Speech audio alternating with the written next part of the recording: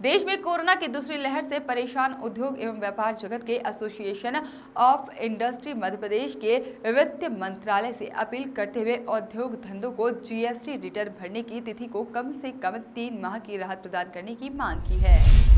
Corona की लहर व लॉकडाउन के चलते association of industries Madhya Pradesh ने मार्च अप्रैल में जीएसटी रिटर्न GSTR1 एवं GSTR3 की तिथि को कम से कम 3 माह आगे बढ़ाने की मांग की है। एसोसिएशन के अध्यक्ष प्रमोद डफरिया ने कहा है कि मार्च अप्रैल के जीएसटी रिटर्न GSTR1 और GSTR3 की तिथि को कम से कम 3 माह आगे बढ़ाया जाना चाहिए। इससे कारोबारियों को अपने कामकाज को ठीक करने का समय मिलेगा। वर्तमान में वित्त मंत्रालय द्वारा जो राहतें देने की घोषणा की गई है उससे उद्योग व्यापार को कोई अधिक राहत नहीं मिल सकेगी। इस समय अधिकांश कारोबारी कोरोना की इस भयानक त्रासदी से प्रत्यक्ष अथवा अप्रत्यक्ष रूप से जूझ रहे हैं तथा कई उद्योगों में उत्पादन व व्यावसायिक कार्य बंद पड़े हैं। कोरोना की लहर व लॉकडाउन से सलाहकारों के भी दफ्तर बंद है। इस कारण से भी कई उद्योग व्यापार जगत से जुड़े करदाता इस बड़ी हुई निर्धारित तिथि तक भी रिटर्न नहीं भर सकेंगे। ऐसे में सरकार को जीएसटी रिटर्न भरने की तिथि को कम से कम 3 माह आगे बढ़ाना चाहिए, जिससे करदाताओं को अपने लेखा जोखा तैयार करने का समुचित समय मिल सके।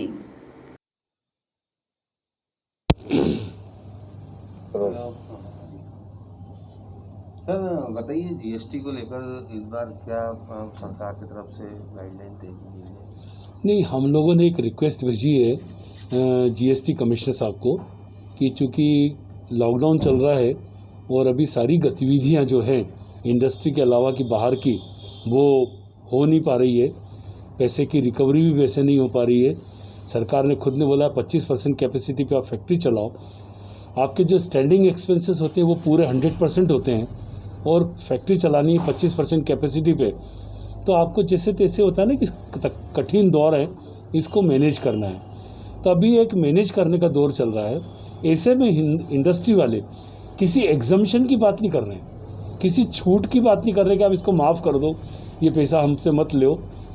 हर व्यापारी पैसा भरने को तैयार है, पर अभी इसके अंदर एक्सटेंशन मिलना चाहिए कि जो कंपलसरी, जैसे मार्च का अप्रैल में भरना कंपलसरी है, अप्रैल का मई में भरना कंपलसरी है, तो इस पीरियड को थोड़ा प्रोलॉन्ग किया जाए, इस पीरियड को थोड़ा बढ़ाया जाए कि व्यापारी 3 महीने के अंदर 3 महीने बाद से रेगुलर भरने लग जाए। ये हमारी डिमांड है और बहुत उचित डिमांड है और मैं सोचता हूँ सरकार इसको ज़रूर मानेगी, व्यापारी हित के अंदर, और बिजनेस आदमी सुचारू रूप से चला सके उसके लिए।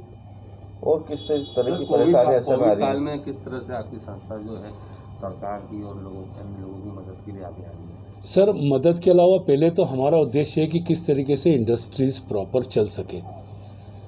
आज कल शाम को मैंने डीआईजी साहब से मुलाकात करी और उनके सामने एक हमारी तकलीफ़ रखी कि पुलिस को सख्ती वापरना चाहिए, बिल्कुल, क्योंकि मैं भी इस मत का हूँ कि कोरोना को फैलने से रोकने के लिए हर आदमी को इंडिविजुअली मेहनत करनी पड़ेगी कि वो कम से कम सेफ रहे और उसके थ्रू कोरोना नहीं फैले।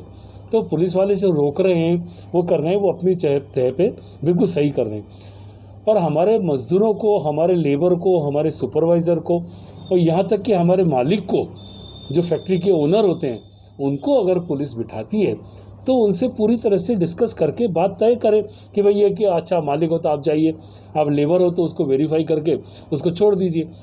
पुलिस कुछ डिस्कस ही नहीं करती है, कुछ उस बात को उठाती ही नहीं है, सीधा पकड़ा और वैन के अंदर बिठा देती है और अस्थायी जेल में कर देती है। कल फैक्ट्री के मालिक को शाम को 4 बजे छोड़ा गया अस्थायी जेल से, वो भी हमने जब रिक्वेस्ट करी कई बार तो उसके बाद उसको ध्यान में ला के करा। तो क्या है कि उनका इंटेंशन खराब नहीं होगा पर उनका अप्रोच करेक्ट नहीं है। अगर मालिक है, लेबर है तो उसको करें। दूसरा, जहाँ तक हम सहयोग देने का सवाल है, तो हम एक ऐसा प्लानिंग कर रहे हैं कि हमारे यहाँ के लेबर्स की जितना टीकाकरण है 18 के ऊपर के लोगों का, उसमें अगर सरकार चाहेगी तो हम कंट्रीब्यूट करेंगे हमारे एसोसिएशन की तरफ से। मैं फ्री के बहुत विरुद्ध हूँ, इसलिए मैं ये वादा करता हूँ कि 50% मालिक दे देगा या एसोसिएशन देगी और 50% मजदूर अपना खुद के पास से दे। क्योंकि 250 रुपये के टीके में मैं ऐसा मानता हूँ 125 रुपये देना किसी मजदूर के लिए बड़ी बात नहीं है। आज के ज़माने में 125 रुपये में होता क्या है सर?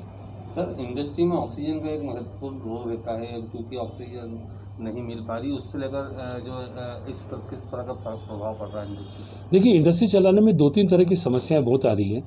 एक समस्या जैसे आपने बताया ऑक्सीजन को लेके, तो ऑक्सीजन तो बहुत जैसे ज़रूरी ज़िंदगी के लिए है, वैसे ही इंडस्ट्री के लिए भी ऑक्सीजन जिंदा रखने के लिए इंडस्ट्री को बहुत ज़रूरी है। पर जहां अगर कंपेयर करना हो तो ह्यूमन लाइफ, इंसानी ज़िंदगी ज़्यादा ज़रूरी है बजाय इंडस्ट्री के।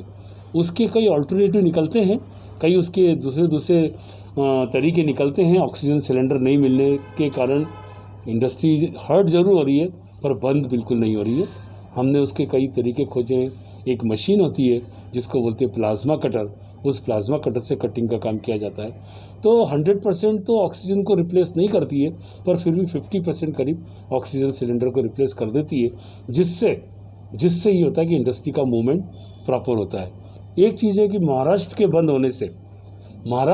होने से वहाँ से आवागमन बंद होने से, वहाँ से जो गुड्स ऑर्डर प्लेस करें गुड वो नहीं आने से भी इंडस्ट्री के रॉ मटेरियल की जो सप्लाई है वो चेन पूरी नहीं हो पा रही है। जब रॉ मटेरियल नहीं हो पाएगा तो फिर उसके बाद फिनिश गुड्स में भी प्रॉब्लम आएगी।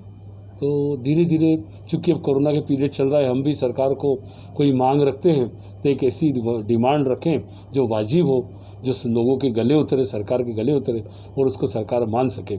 ऐसी डिमांड हम रखने की कोशिश करते हैं। तो इसलिए हमने भी सरकार को ट्रांसपोर्टेशन के मामले में कुछ बोला नहीं।